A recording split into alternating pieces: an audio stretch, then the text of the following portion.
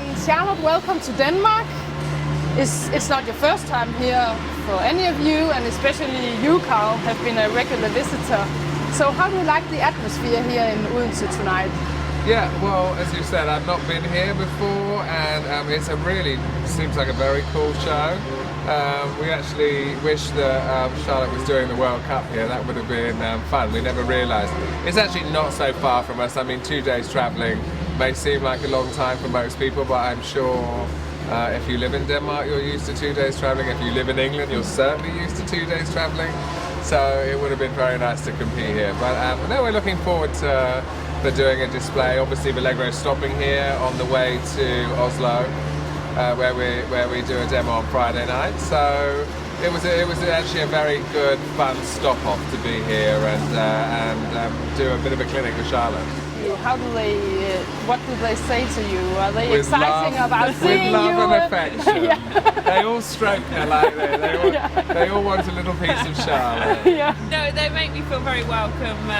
Obviously, I've already done a few signings, and everybody wants a picture and an autograph, and for me, it's still very surreal that I'm like that towards people, and it's nice. It's great. It's nice that people look up to me, and that I can do something for them. And Carl, it was actually you who found and bought Allegro. Why on earth did you hand him over to Charlotte? That's a very good point, and I ask my question every day. No, he is 1 in a million.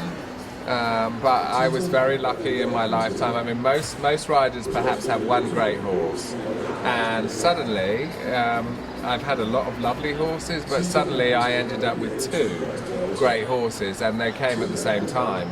So to end up with Utopia and Allegro at the same time, only 1 year age difference between them, was a little bit difficult because Utopia had been bought for myself to ride.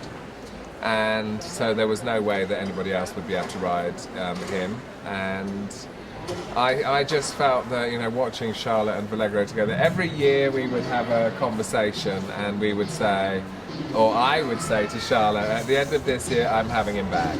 When you win the Young Horse Championship, then I'm going to ride him. When you win your first Prix St George, then I'm going to ride him. And it just kept going, and obviously after 4 years where they've been together, there was no way that I could take him back. But tonight we'll have the pleasure of watching a clinic with both of you. And what will you take us through? Well, like Charlotte said, it's actually quite nice sometimes, I think, to show not what you see in competition. Everybody can watch a competition. We just want to do a normal training routine.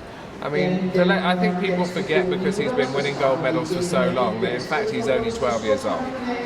So, basically, we just are going to show exercises, things that you would use to maintain a horse wanting to do it, to keep his enthusiasm up. I mean, you can't obviously just ride Grand Prix every day, and that's not what we do at home. We only ride 4 days a week. The horses are very lightly schooled, but he knows the Grand Prix. He's been doing the same Grand Prix for 4 years, so it's just exercises that we use to keep him interested, not let him anticipate everything all the time because he's very clever. Of course, he knows what a Grand Prix is. So it's just exercises really that we use to help him stay supple and help him be obedient all the time. And Charlotte, you've won all the big titles with Allegro. Don't you ever feel like it's too easy for you?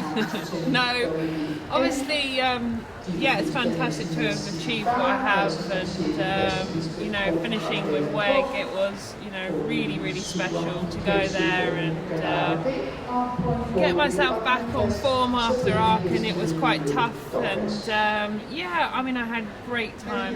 It gave me such a wake-up call, and to go to WEG, and he was fantastic at WEG. I had such fun, and the support we had there was brilliant. We had such a good welcome in there, and for us, we were really grateful for that. So. But people think it's easy because obviously if you're a winner, people think it's easy. But you imagine having that pressure on your shoulders that everybody expects you to win. Everybody thinks that it's normal for you to win. It's not really that easy, and I mean, you know, everyone knew what happened this year in Aachen. It was on the world stage. And people suddenly could see that, you know, occasionally... Yes, for the first time, Vallegro didn't everybody win. has an off day. Yeah. Charlotte had an off day, he had an off day, we didn't get everything right, we know that. But, I mean, it's unbelievable how that changes your thinking, really, because, you know, suddenly this horse that just always did what he always did, suddenly a few things went wrong. So, you know, it's just really... You know, we had to think about it, didn't we? And, you know, you had to... Charlotte goes through a lot of pressure, suddenly, having never had any. And, you know, it's lovely that things have come back on top again. And now, you know, that horse has done everything he can. Whatever happens now, he's changed. He's changed her life, my life, and he's certainly changed, I think, the world of dressage, because he just looks so easy. He's so nice to watch, and I hope he does the same thing tonight. He'll probably be terrible.